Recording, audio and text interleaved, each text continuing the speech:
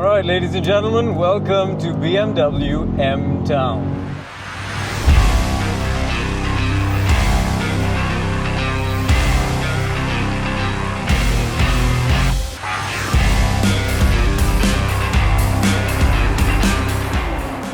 This is the brand new M5. It has a 4.4 liter V8 with an electric motor, and it makes just crazy horsepower. We are at the BIC and we are going to put it to the test. I have been looking forward to driving this car for a long time. I'm a huge fan of the M5. The E39 M5, when it was launched in the late 90s with a 4-liter V8 naturally aspirated with 400 horsepower, was insane. When the E60 was launched with a 5-liter V10, which was essentially a Formula One engine for the road, that was equally insane. And anyone who's seen the movie Ronin with the famous car chase with the second generation M5 will understand a little bit about the legend of this super sedan. Basically, what BMW did in the 80s, they took a normal 4-door everyday sedan and they put in a motorsport engine, and they pretty much redefined how we think about performance cars and performance sedans. This one, for the new age, has an electric motor. So it gives you 69 kilometers of all-electric range.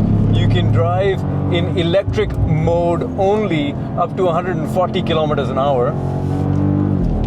But the flip side of that is that it weighs 2,445 kilos, which means that it's big, it's heavy, it's burly, but it doesn't take away from the fact that it is incredibly fast.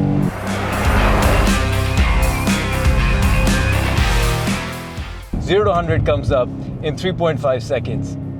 The question is that can you bring a massive, heavy, hybrid super sedan like this onto a racetrack and have fun? Well, I guess the key is when you have 717 horsepower, you can pretty much override any other liability and do pretty much what you feel like. So, on the track, how does it really feel? Well, as you would imagine, power is stupendous. But the amazing thing is that the control of this chassis when you're exiting a corner is phenomenal. Yeah, you do feel a little bit of the weight, not as much on the brakes as you would imagine, but a little bit on weight transfer. But the chassis is so controlled, it's so progressive.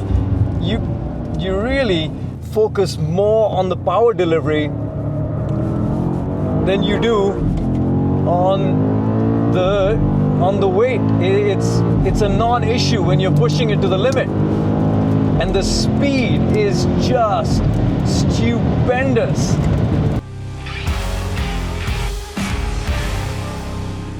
Look, for the new age, BMW has to incorporate this hybrid technology. The question is, can you do it in a way that makes it seamless?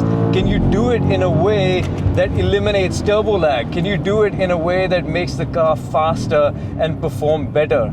And when you drive a car like this for the first time on a racetrack and you're immediately at one with the car, just instantly, then I think the only answer is that yes, you can.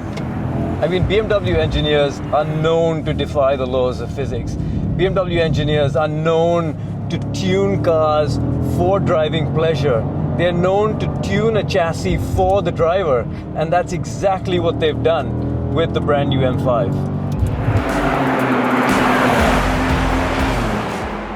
That is my time, ladies and gentlemen, in the brand new M5, and I would love to spend some more time with it. I would love to push it to the absolute limit and explore the performance envelope.